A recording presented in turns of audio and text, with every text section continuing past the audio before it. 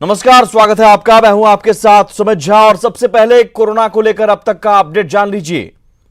देश में 13,000 के पार मरीजों का आंकड़ा पहुंच गया है। संख्या बढ़ती जा रही है। देश में अब तक 452 लोगों की मौत हो गई है। हालांकि ये राहत की बात है, ये अच्छी खबर है कि संक्रमण बढ़ने की दर में 40% की कमी आई है। 13.06% लोग कोरोना से ठीक भी हुए हैं। देश में अब तक 1919 कोविड-19 अस्पताल बने हैं। तकरीबन 6 दिनों में मरीजों की संख्या दोगुनी हुई है। वहीं बिहार में आज कोरोना से एक युवक की मौत हो गई है। इसके साथ ही बिहार में अब तक 2 लोगों की मौत हो गई है। मौत का आंकड़ा 2 हो गया है। जबकि झारखंड में अब तक मरीजों की संख्या 32 हो गई है और कोरोना की रैपिड टेस्टिंग शुरू करने वाला पहला राज्य राजस्थान बना है। बिहार की बात कर लेते हैं। नक्शा आपकी टीवी स्क्रीन पर और देखते जाइए कौन कौन से जिले हैं। मरीजों की संख्या 83 हो गई है। सिवान में सबसे ज्यादा 29 पॉजिटिव मरीज मिले। वहीं मुंगेर में 17, पटना में 5, गया में 5, बेगूसराय में 8, गोपालगंज में 3, नालंदा में 6, नवादा में 3, लखीसराय, सारण और भागलपुर में एक मरीज पॉजिटिव मिले हैं। जबकि बक्सर में 2 मामले सामने आए हैं। झारखंड का भी मैप आपकी टीवी स्क्रीन पर और झारखंड में देखिए कौन कौन से जिले प्रभावित। कुल मरीजों की संख्या यहां 32 हो गई है। सबसे ज्यादा राजधानी रांची में अब तक 17 कोरोना के पॉजिटिव मरीज मिले हैं। वहीं बोकारो से 9 कोरोना मरीज हैं। 1 मरीज की मौत हो चुकी है। वहीं हजारीबाग में 2 मरीज मिले हैं। जबकि कोडरमा, गिरिडीह और सिमडेगा में भी कोरोना के एक मरीज हैं।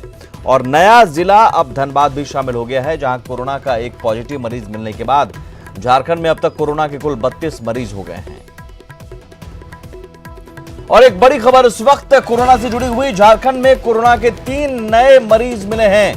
हिंदपीढ़ी में एक और आजाद बस्ती में 2 मरीज मिले हैं। हिंदपीढ़ी जो हॉटस्पॉट इलाका है, लगातार वहां मरीजों की संख्या बढ़ती जा रही है।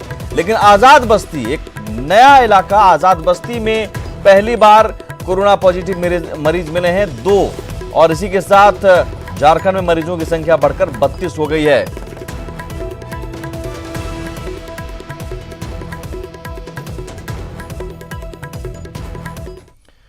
तो कोरोना के खिलाफ जंग में पूरा देश साथ है, लेकिन चंद लोगों की चुनौतियों की वजह से यह संकट बड़ा होता जा रहा है।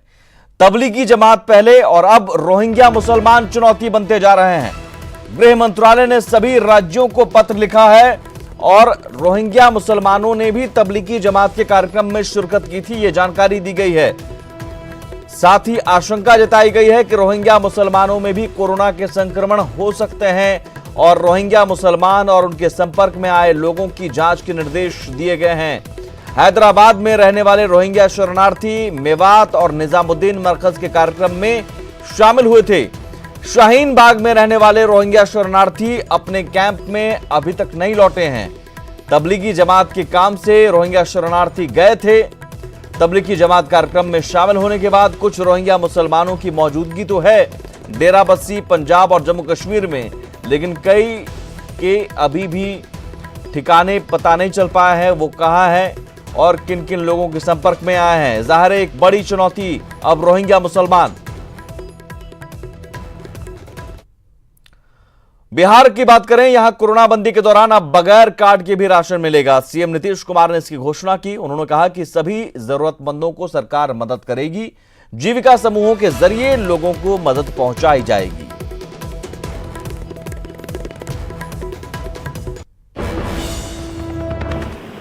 राज्य सरकार सभी बिहार वासियों की पूरी मदद कर रही है।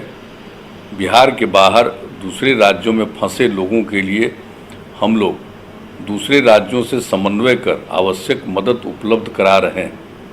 राज्य के बाहर फंसे बिहार के मजदूरों एवं ज़रूरतमंद व्यक्तियों के लिए मुख्यमंत्री राहत कोष से आपदा प्रबंधन विभाग के माध्यम से सहायता राशि के रूप में मुख्यमंत्री विशेष सहायता अंतर्गत प्रति व्यक्ति 1,000 रुपये की दर से राशि लोगों के खाते में अंतरित की जा रही है।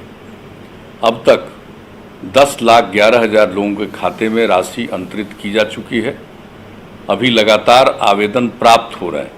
शीघ्र ही जांचोपरांत उन सभी के खातों में भी राशि अंतरित कर दी जाएगी। बिहार फाउंडेशन के माध्यम से भी देश के 9 राज्यों के 12 शहरों में 50 से अधिक राहत केंद्र चलाए जा रहे हैं, जहां पर लोगों को भोजन तथा राशन सामग्री भी दी जा रही है। और बड़ी खबर पटना से आ रही है। तंबाकू खाकर सार्वजनिक जगहों पर अब थूकने पर सजा का प्रावधान कर दिया गया है। 200 रुपए जुर्माना या 6 महीने की जेल हो सकती है। पटना के सभी कार्यालय को तंबाकू मुक्त क्षेत्र घोषित किया गया है। जिला प्रशासन सघन अभियान चलाएगा। कोरोना को देखते हुए पटना के डीएम ने आदेश जारी किया है।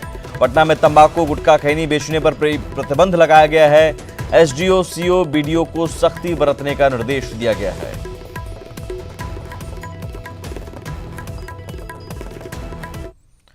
बिहार में कोरोना से दूसरी मौत हो गई है। वैशाली के रहने वाले युवक की पटना एम्स में मौत हुई। बिहार में पिछले 48 घंटे में हालात बिगड़ते नजर आ रहे हैं। जिस युवक की मौत हुई उसकी उम्र 35 साल थी। वो पहले से बीमार था और 15 अप्रैल को उसकी रिपोर्ट पॉजिटिव आई थी और आज उसने दम तोड़ दिया। दरअसल पटना एम्स में भर्ती होने से पहले पटना के 2 प्राइवेट अस्पतालों में युवक का इलाज कराया गया था। उसके कोरोना पॉजिटिव होने की खबर मिलते ही प्रशासन हरकत में आया और दोनों अस्पतालों के साथ एक जांच घर को भी सील कर दिया गया है।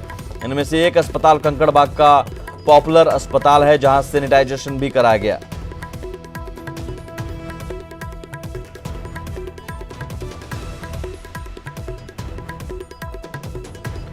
वहीं वैशाली के राघोपुर पूर्वी गांव को सील कर दिया गया है। साथ ही यहां भी सैनिटाइजेशन किया गया है।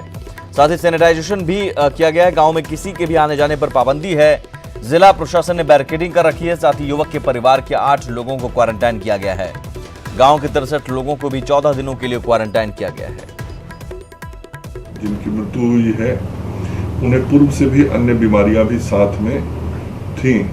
जो दोनों अस्पताल हैं वहां पर जब मरीज गया था तो इस कारण से उस अस्पताल की पूरी तरीके से जांच करना, वहां जो स्वास्थ्यकर्मी काम करते हैं उन लोगों का सैंपलिंग करना, क्योंकि जो लोग उसके संपर्क में आए हैं उन सारे लोगों का जांच करना जरूरी हो जाता है। कोरोना का मुंगेर कनेक्शन ऐसा कि ट्विन सिटी जमालपुर पूरी तरह से सील कर दिया गया है।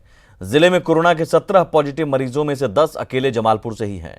तबलीगी मरकज से जुड़े एक बुजुर्ग से पूरे परिवार में ही संक्रमण फैल गया और अब प्रशासन के पसीने छूट रहे हैं।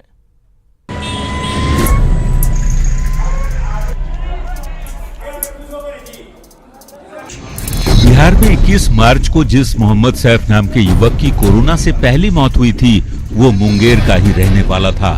तब से कोरोना का जाल ऐसा फैला कि मुंगेर जिले में वायरस से संक्रमित मरीजों की संख्या 15 के पार पहुंच गई। एक शख्स से संक्रमण का सिलसिला फैलता गया और फिर जमातियों के जाल ने तो प्रशासन के लिए मुसीबत ही खड़ी कर दी। मुंगेर के ट्विन सिटी के नाम से मशहूर जमालपुर आज की तारीख में सील हो चुका है, क्योंकि नालंदा के तबलीगी मरकज में शामिल होकर लौटे जमालपुर के एक वृद्ध शख्स से उसके परिवार के ही 9 सदस्य कोरोना संक्रमित हो गए। हमारा ख्याल है कि इसमें जो लोग किसी भी धर्म के, किसी भी संप्रदाय के, किसी भी कोटि के कैसे भी लोग हैं, उनको बिल्कुल अपने इन चारों विभेद में बांट नहीं करके एक अपने को ये समझना चाहिए कि अगर कहीं उनकी ट्रेवल हिस्ट्री है, कहीं बाहर से वो आए हैं, तो न वो अपने घरों के लिए सुरक्षित हैं, घरों में भी सबको बांट रहे हैं, और न अपने आप के लिए सुरक्षित हैं। मुंगेर के कई इलाकों में प्रशासनिक सख्ती के बीच लोगों ने खुद को सेल्फ क्वारंटीन कर रखा है। जनता से कोरोना बंदी को लेकर सतर्कता बरतने की अपील की जा रही है। सोशल डिस्टेंसिंग का पाठ पढ़ाया जा रहा है, लेकिन इसका कितना असर हो रहा है यह तस्वीर बताने के लिए काफी है। देखिए कैसे बैंकों और सीएसपी केंद्र के बाहर लोगों का हुजूम उमड़ पड़ा है और पुलिस को हालात कंट्रोल करने के लिए मशक्कत करनी पड़ रही है। नहीं, लाइन लगा के रखे, बीमारी किसी को भी हो सकती है, तो इसीलिए जो महामारी है उसको रोकने में हम लोग की मदद करें, लाइन लगाएं, दूरी बना के रखें, यही कहना चाहिए। तो मुंगेर बिहार का वुहान बनता जा रहा है। प्रशासन संक्रमित मरीज के संपर्क में आने वाले लोगों की सूची तैयार कर रहा है, लेकिन तमाम पाबंदियों और जागरूकता के बीच लोग सोशल डिस्टेंसिंग को ठेंगा दिखा रहे हैं। ऐसे में कोरोना से जंग कैसे जीतेंगे, ये बड़ा सवाल है। न्यूज 18 के लिए मुंगेर से अरुण शर्मा की रिपोर्ट। सिवान में आज केंद्र की 5 सदस्यीय टीम पहुंची और कोरोना को लेकर विस्तृत जानकारी ली। दरअसल बिहार का सिवान जिला अभी हॉटस्पॉट है, इसलिए केंद्र की तरफ से रैपिड एक्शन टीम को यहां भेजा गया है। केंद्रीय टीम ने सभी क्वारंटाइन सेंटर का जायजा लिया और व्यवस्था पर संतुष्ट जताई। केंद्रीय टीम का कहना है कि 29 में से सिर्फ 12 मरीज अभी पॉजिटिव हैं, इसलिए बिहार सरकार के काम से केंद्र की टीम खुश है। केंद्रीय टीम ने बताया कि सिवान अब रेड जोन से ऑरेंज जोन में आ गया है, इसलिए ज्यादा घबराने की जरूरत नहीं है। रैपिड रिस्पांस टीम है सेंट्रल गवर्नमेंट की, उसके तरफ से हम लोग यहाँ पर बिहार का मुआयना करने आए हैं। और सिवान क्योंकि सबसे ज़्यादा हॉटस्पॉट था, रेड जोन था, इसलिए हमने इसको सबसे पहले चेक करने की ये चेक किया। बट हमने देखा है कि काफ़ी इम्प्रूवमेंट हुई है सिवान में। इस समय 29 में से सिर्फ 12 पेशेंट रह गए हैं, जो कि आज उन्हीं की टेस्टिंग हो रही है। अगर ये आज नेगेटिव आ जाते हैं तो 24 घंटे बाद एक और बार रिपीट कर सकते हैं और हमारे पास लगभग 12 के 12 नेगेटिव हो जाएंगे, तो लगभग शायद एक पेशेंट रह जाता है इसके बाद। तो सिवान लगभग रेड जोन से ऑरेंज जोन में चला जाएगा, जो कि बहुत अच्छी बात है। जबकि हम अभी और मुआयना करेंगे, कल हम गया जाने का प्लान है, उसके बाद में भी हमें मुंगेर भी कवर करना पड़ेगा। सर एक निर्देश भी आया होगा, अभी जो नया सिम्टम आया होगा विदाउट सिम्टम। 20 सेकंड में अब जरा इस खबर को समझिए कैसे रेड जोन से ऑरेंज जोन में अब सिवान आ गया है। एक कोविड-19 मरीज 30 दिनों में 406 लोगों को संक्रमित कर सकता है। बिहार में कोरोना से पहली मौत का केस मुंगेर से आया। कोरोना से बचने का एकमात्र उपाय सोशल डिस्टेंसिंग है। लॉकडाउन से कोरोना का चेन टूट जाता है। अगर लॉकडाउन का पालन किया जाए तो एक व्यक्ति औसतन 2.5 लोगों को संक्रमित कर सकता है, यानी कि संख्या कम हो जाती है, चेन ब्रेक होने की संभावना ज्यादा रहती है। आगे बढ़ते हैं। कोरोना कर्मवीरों पर हमले थमने का नाम नहीं ले रहे हैं। बीते 3 दिनों में तीसरी बार स्वास्थ्य और पुलिसकर्मियों पर हमले हुए हैं। पहले पूर्वी चंपारण और औरंगाबाद के बाद अब दरभंगा में कोरोना योद्धाओं को निशाना बनाया गया। ऐसे में सवाल उन गद्दारों पर खड़े हो रहे हैं जो स्वास्थ्य और देशहित की खिलाफत कर रहे हैं। पहले पूर्वी चंपारण, फिर औरंगाबाद और अब दरभंगा।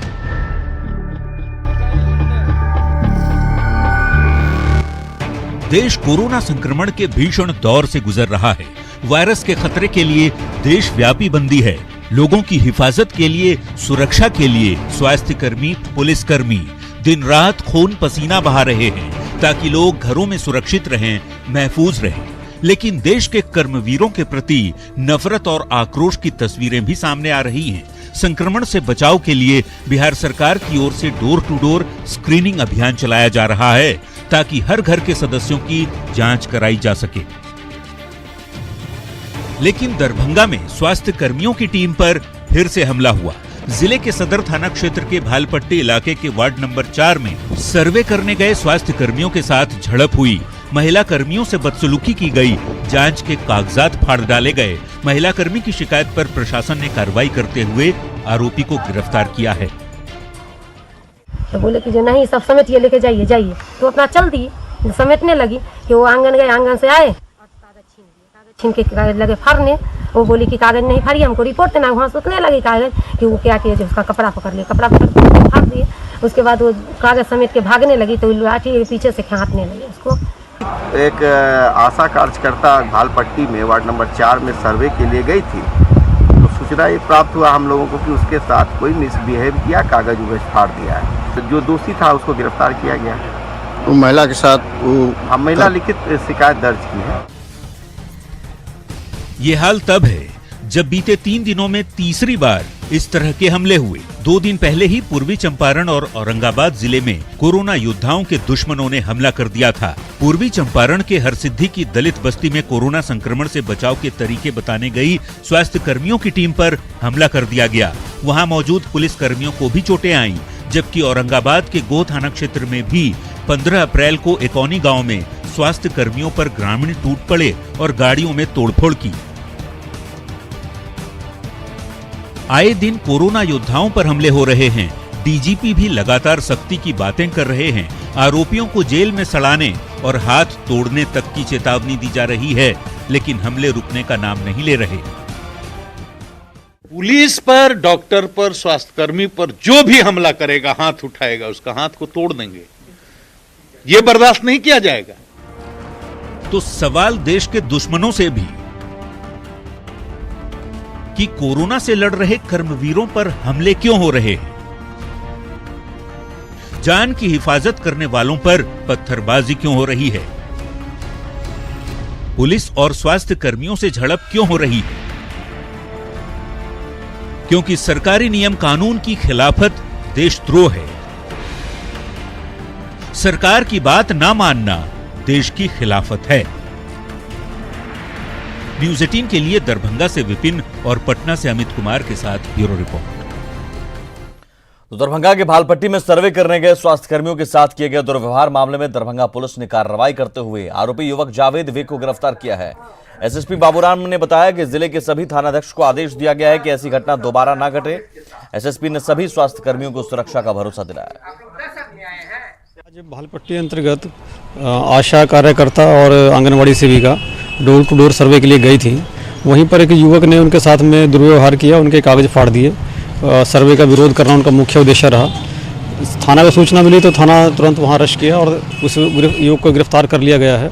एफआईआर दर्ज कर उसको जेल भेजा जा रहा है। सभी थाना को निर्देश दिया गया है कि किसी भी सरकारी कर्मी के साथ अगर कोई दुर्व्यवहार की बात सामने आती है तो उस पर तुरंत कड़ी कार्रवाई करें। और कुछ अब जरा इस खबर को समझिए। लोगों को यह समझना होगा कि बचाव की तमाम कवायदे आपकी सुरक्षा के लिए है। हमला करने वाले लोग बीमारी छिपा रहे हैं और छिपाने से ये बीमारी और फैलेगी। आपकी, आपके परिवार वालों की जान खतरे में पड़ सकती है और साथ ही हमला करने वालों पर सख्त कानूनी कार्रवाई भी होगी। इसलिए आगे से स्वास्थ्यकर्मी अगर जाएं तो उन्हें जांच में सहयोग दें, उनके सवालों के जवाब दें और अगर आपकी ट्रैवल हिस्ट्री है तो वो छिपाए नहीं, लोगों को बताएं। रांची के पथलकुदवा में कोरोना बंदी की खुलेआम धज्जियां उड़ाई जा रही हैं। घनी आबादी वाले इस क्षेत्र में हर सुबह उमड़ने वाली भीड़ से संक्रमण का खतरा बढ़ता नजर आ रहा है।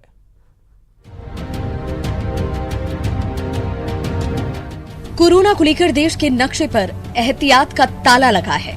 बावजूद इसके भीड़ भाड़ के लापरवाह नजारे संक्रमण को आमंत्रण देने पर आमादा हैं। ये नजारा है रांची की घनी आबादी वाले पत्थल कुदवा का, जिसका सरकारी परिचय लोअर बाजार थाना क्षेत्र के इस्लाम नगर के इलाके का है। आज सुबह जब न्यूज़ 18 की टीम पत्थल कुदवा पहुंची तो कोरोना बंदी के दौरान वहां सड़कों पर मेले जैसा नजारा दिखा। ना, ऐसा बात नहीं है। जिसका फूड आइटम है सिर्फ वही खोल रहा है। चावल दाल दुकान, अंडा दुकान, दूध दुकान, सब्जी दुकान, और वो भी 11 बजे तक, उसके बाद बंद हो जाता है। काफी तादाद में लग रही है भाई, मोहल्ला बड़ा है, लोग ज्यादा हैं तो जाहिर सी बात है कि लोग रहेंगे ही। हमारे इलाके में सब्जी नहीं बिक रहा, इसलिए लोग सारा लोग ये पे आते हैं। नहीं सर, ऐसी बात नहीं है। सब कुछ सामान लेने के लिए, सब गरीब लोग हैं यहाँ पे और छोटा थोड़ा पैसा जुगाड़ होता है तो थोड़ा सामान लेने के लिए निकलते हैं। बुजुर्ग जमील मियां ने अपनी दलील से उमड़ी भीड़ को भले ही जायज ठहराने की कोशिश की हो, लेकिन वो ये बताने में नाकाम रहे कि पत्थल कुदवा की गलियों में सोशल डिस्टेंसिंग का फरमान कहां गुम हो गया। वहीं स्थानीय लोग भी कोरोना बंदी को लेकर लापरवाह नजर आए। न्यूज़ 18 की टीम जब इसका जवाब तलाशने लोअर बाजार थाने भी पहुंची, लेकिन वहां जवाब नहीं मिल पाया। कोरोना बंदी को लेकर पथलकुदवा के इलाके में किस तरह से पुलिस की गश्ती की जा रही है, इससे संबंधित जब जानकारी के लिए हम लोअर बाजार थाना पहुंचे तो यहाँ मौके पे थाना इंचार्ज सतीश कुमार मौजूद नहीं थे, जिस कारण जानकारी नहीं मिल सकी। कोरोना बंदी कोरोना के वायरस को भगाने के लिए है, न कि उसे बुलाने के लिए। शायद पत्थलकुदवा के लोगों को इसे समझने की जरूरत है। प्रशासन की जिम्मेदारी है कि वो सुबह के वक्त भी इलाके में सोशल डिस्टेंसिंग का पालन सुनिश्चित कराए, ताकि पत्थलकुदवा को दूसरी हिंद पीढ़ी बनने से रोका जा सके। न्यूज़ 18 के लिए रांची से नौशाद आलम के साथ संजय कुमार सिन्हा की रिपोर्ट। और इसी के साथ इस बुलेटिन में इतना ही। न्यूज़ 18 बिहार झारखंड पर खबरों का सिलसिला लगातार जारी है। नमस्कार।